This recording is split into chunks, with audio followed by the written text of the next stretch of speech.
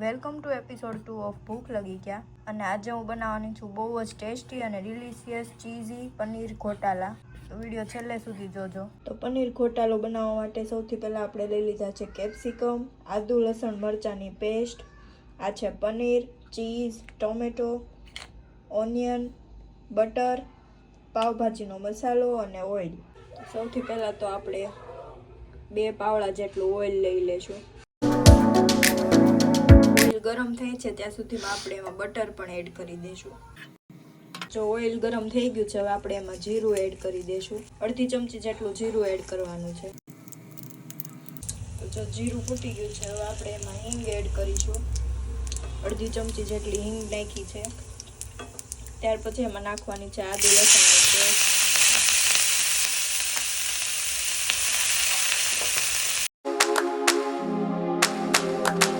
આદુ લસણની પેસ્ટ ચડે ત્યાં સુધીમાં આપણે 1.5 ગ્લાસ પાણી લીધું છે અને ગરમ કરી નાખવાનું છે પાણીને. તો જો આપણી પેસ્ટ ચડી ગઈ છે, તો હવે આપણે એમાં કાંદા એડ કરી દઈશું. ગોલ્ડન બ્રાઉન થાય ત્યાં સુધી કાંદાને પણ ચડવા દેવાના છે.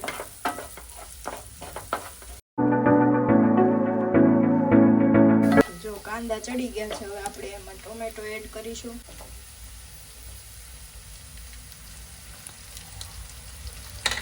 કેપ્સિકમ પણ એડ કરીશું.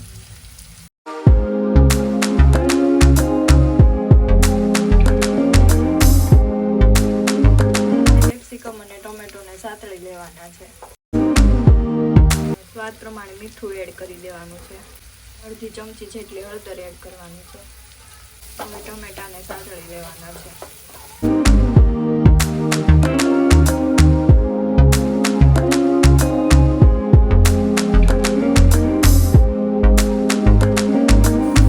કેપ્સિકમ અને ટમેટા ચડી ગયા છે. હવે આપણે એમાં નાખશું કાશ્મીરી લાલ મરચું, 1.5 ચમચી જેટલું ઘરનું તીખું મરચું, અડધી ચમચી ધાણા જીરું અને 1 ચમચી પાવભાજીનો મસાલો. થોડું એવું ગરમ પાણી એડ કરવાનું છે, મસાલા બળી ન જાય એના માટે. સારી રીતે સાતળી દેવાનું છે. મસાલા ચડે ત્યાં રહેવા દેવાનું છે. મસાલા બધા સતળાઈ ગયા છે, તો પાછું એમાં થોડું ગરમ પાણી એડ કરશું. 1.5 ગ્લાસ જેટલું પાણી ગરમ કર્યું હતું ને એ યુઝ કરવાનું છે. સારી રીતે મિક્સ કરીને પાણીને ઉકળવા દઈશું.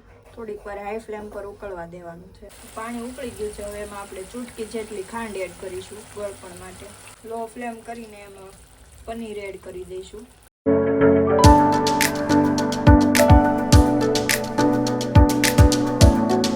પનીર એડ કરીને સારી રીતે મિક્સ કરી દેવાનું છે.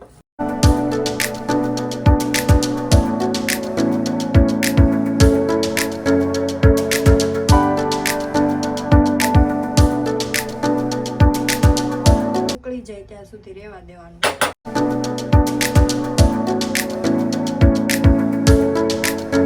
પાણી નાખેલું ઉકળી ગયું છે, પાછું થોડુંક વધેલું પાણી એડ કરી દેવાનું છે.